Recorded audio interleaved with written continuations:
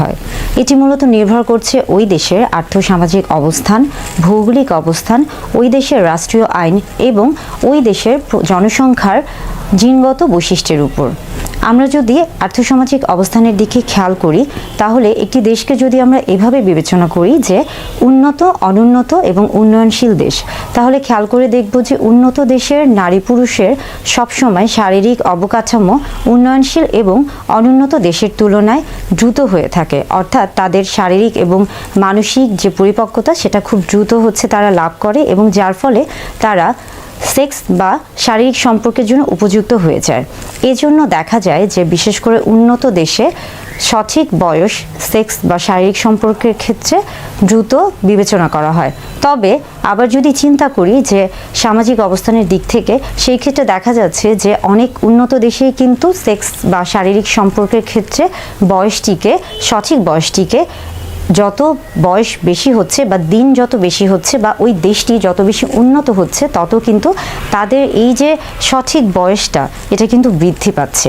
অর্থাৎ আমরা বুঝাচ্ছি যে সঠিক বয়স শারীরিক সম্পর্কের ক্ষেত্রে সঠিক বয়স বলতে এখানে বোঝানো হচ্ছে যে সর্বনিম্ন অর্থাৎ ন্যূনতম কোন বয়স থেকে একজন নারী পুরুষ শারীরিক সম্পর্কে যেতে পারবে বা মেলামেশা করতে পারবে, সেই বয়সটিকেই মূলত বোঝানো হচ্ছে।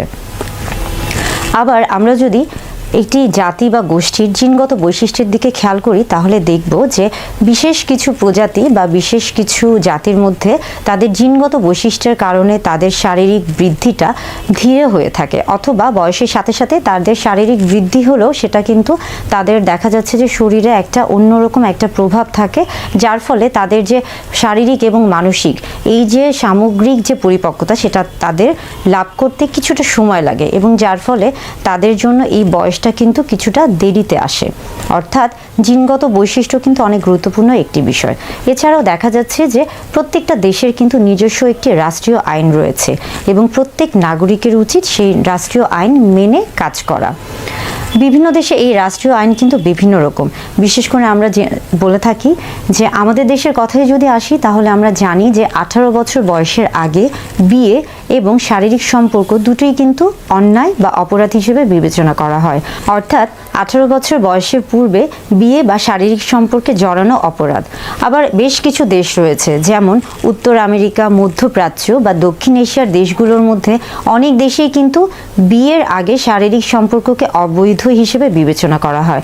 অর্থাৎ সেই দেশগুলোতে কিন্তু বিয়ের জন্য উপযুক্ত যে বয়স রয়েছে সেটি কিন্তু তাদের সেক্স বা শারীরিক সম্পর্কের একটা সঠিক বয়স।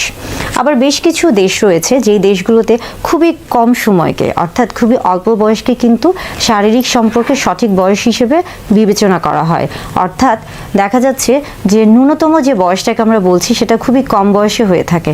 যেমন একটি দেশ রয়েছে, সেই দেশে মাত্র 12 বছর বয়সেই কিন্তু সেক্স বা শারীরিক সম্পর্কের জন্য প্রযোজ্য বা সঠিক বয়স হিসেবে বিবেচনা করা হয়। আমরা আসলে দেখি যে এক এক দেশে এক এক বয়সকে সেক্স বা শারীরিক সম্পর্কের জন্য সঠিক বয়স হিসেবে বিবেচনা করা হচ্ছে। এটি মূলত নির্ভর করছে ওই দেশের এবং ওই দেশের যে নাগরিক রয়েছে তাদের বেশ কিছু অবকাঠামোর উপরে। প্রত্যেক সুনাগরিকের উচিত তার দেশের রাষ্ট্রীয় আইন মেনে তারপরেই বিয়ে করা এবং সেই অনুযায়ী শারীরিক সম্পর্কে জড়িত হওয়া। তবে একটা জিনিস মাথায় রাখা উচিত, আমরা কখনোই বাল্যবিবাহকে প্রাধান্য দিব না। শিশু নির্যাতন বা